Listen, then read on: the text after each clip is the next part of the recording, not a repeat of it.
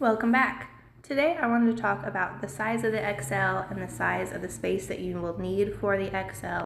I've had a lot of questions about this, and for good reason. The website of course focuses mostly on the build volume, which is important. The over 14 inch build volume is one of the main reasons that I purchased it. If you do scroll down, there is an area where it says the printer dimensions. In inches, it's about 31.5 by 31.5 by 35.5, and then we have 800 by 800 by 900 millimeters. But it does say including side spool holders, top enclosure cover, and then at the bottom it says dimensions might change.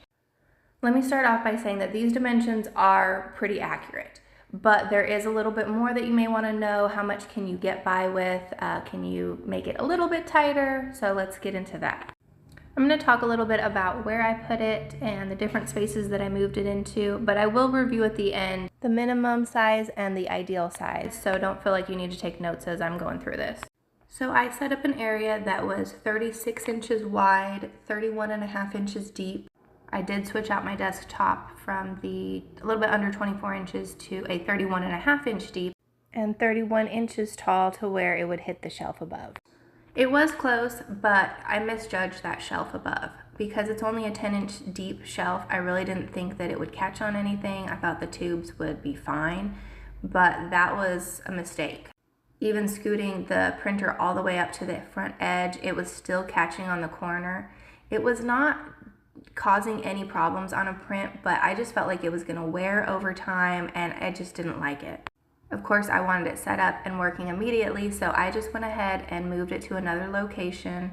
So let me go over the minimum requirements, especially if you're just setting it up and for temporary. The depth is really the big thing and going to be an issue for a lot of us that are using IKEA tops.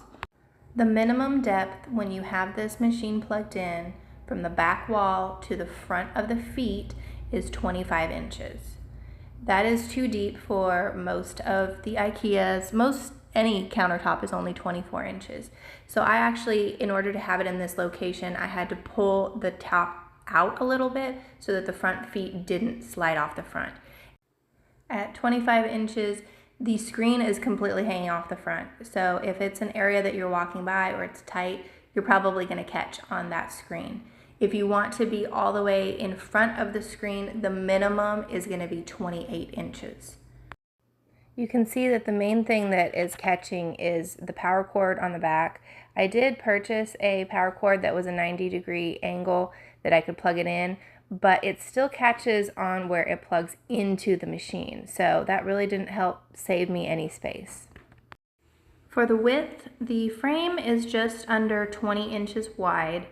That's completely by itself. Once you add on the filament holder, if you have that fully extended, if you're doing like 2 kilograms or so, the overall size is 25.5. So that's with filament on just one side. That will work if you're a single tool holder up to 3. And it looks like as soon as you get over 3 filament color changes, that they start putting the filament holders on the right side as well. So if you're looking for the 4 to 5 filaments, then you're going to be closer to the range of 31 inches wide. But like I said, on the height, that really is a big issue. I thought that I would have enough space, and with it being just tubes, that it wouldn't really matter.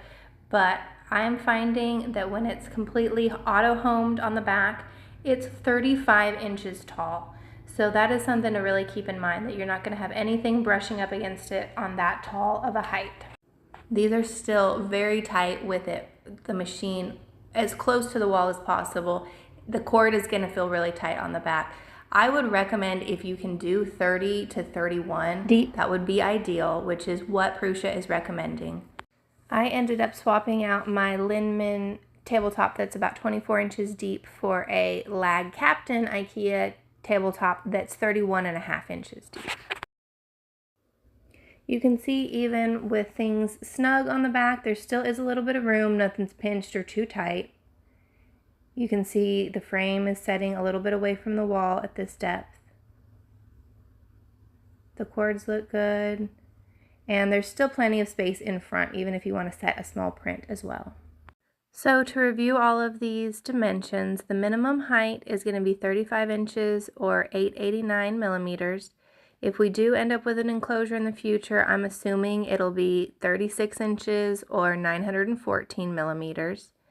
The width, if you just have 1 up to 3 filaments, is going to be 25.5 inches wide or 647 millimeters.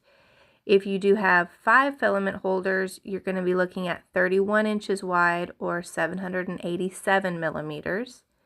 And then the depth is really something that you'll have to decide. The minimum to get the feet on the table is going to be 25 inches or 635 millimeters. If you want the screen covered, you're going to want 28 inches deep or 711 millimeters. And then the ideal depth that I would recommend is 31 inches or 787 millimeters deep. Hope this helps as you're planning out before you get your Prusa XL. Let me know if you have any other questions or anything was not clear. After staring at these pictures, I noticed that the default picture on the website shows orange details, and I have black details, which I kind of like, but I'll be curious to see what everybody ends up getting. Thanks for watching.